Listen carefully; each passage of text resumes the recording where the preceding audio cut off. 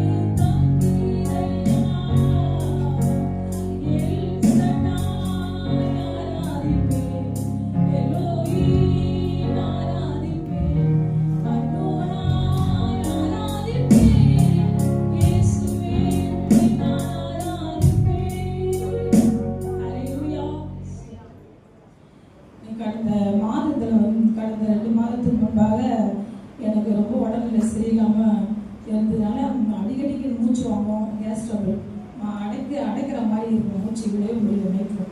அப்போது நான் ஹாஸ்பிட்டலுக்கு போயிட்டு செக்அப் பண்ணலாம் அப்படின்ட்டு நான் இங்கே லலிதா மோயமி அது ஒரு இருக்கு, அங்கே போயிட்டு சரி ஃபுல் செக்அப் பண்ணலாம் நம்ம போயிட்டு அப்படின்ட்டு செக்அப் போன பிறகு அங்கே எல்லாம் செக்அப் எடுத்த உடனே எல்லாம் கொஞ்சம் எல்லாமே நார்மல் வந்தது.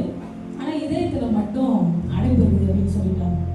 எனக்கு அங்கே நான் பார்க்கல, அங்கே ஸ்பெஷல் டாக்டர் இங்கே ஐயப்ப டாக்டர் இருப்பாங்க, அவரால் வந்து அந்த ரிப்போர்ட்டை எடுத்துட்டு காண்பித்தோடனே சரி இவங்க தான் சரியாக சொல்லலை, சரி நம்ம அங்கெல்லாம் போயிட்டு நம்ம கேட்கலாம் அப்படின்ட்டு டாக்டர் எடுத்துட்டு பார்த்தோடனே அவர் எல்லாமே நார்மலாக தான் மாறுது. இசிஜெல்லாம் எடுத்தேன், எங்கோ எடுத்தேன், எல்லாம் எடுத்தோடனே அவர் என்ன சொன்னார், இதயத்தில் லைட்டாக மெயில்டாக இருக்குது அப்படின்னு சொன்னார்.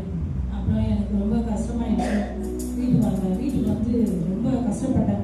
2 நாளாக ஆண்டவரே எனக்கு நிறைய நீங்கள் வாக்குத்தத்தம் கொடுத்துருக்குறீங்க, அந்த வாக்குத்தத்துக்கு நான் காத்துட்டு இருக்கிறேன், இன்னும் நிறைவேறாமல் இருக்குது, நிறைய வாக்குத்தத்தம் கொடுத்துருக்க நிறைவேறாமல் இருக்கு, அப்போ ஏன் இந்த மாதிரி ஒரு வார்த்தை எனக்கு வருது, ஏன் இந்த மாதிரி எனக்கு உடல் எப்படி வருதுன்னு சொல்லி கேட்குறாங்களா அப்படின்னு சொல்லிட்டு ரொம்ப 2 நாளாக தூங்கவே இல்லை. அதுக்கு பிறகு எங்கள் வீட்டில் ஒரு பசங்க இருக்கும், 2024 ஐயா நமக்கு கொடுத்த வாக்குத்தத்தம், உன்னை கைவிட மாட்டேன், அழிக்க மாட்டேன், மறக்க மாட்டேன் அப்படின்னு. நான் புடவை வியாபாரம் செய்யறதுனால எல்லாம் நிறைய சகோதரிகள்லாம் எங்கள் வீட்டுக்கு வருவாங்க, வந்து அந்த வார்த்தையை படிச்சுட்டு ரொம்ப சந்தோஷப்படுவாங்க. இன்னும் இது ஒரு வித்தியாசமாக இருக்குது, உன்னை அழிக்க மாட்டேன், கைவிட மாட்டேன், மறக்க மாட்டேன்ட்டு அப்படின்லாம் நிறைய பேர் அந்த வசனத்தை பார்த்து சந்தோஷப்பட்டுருக்குறாங்க.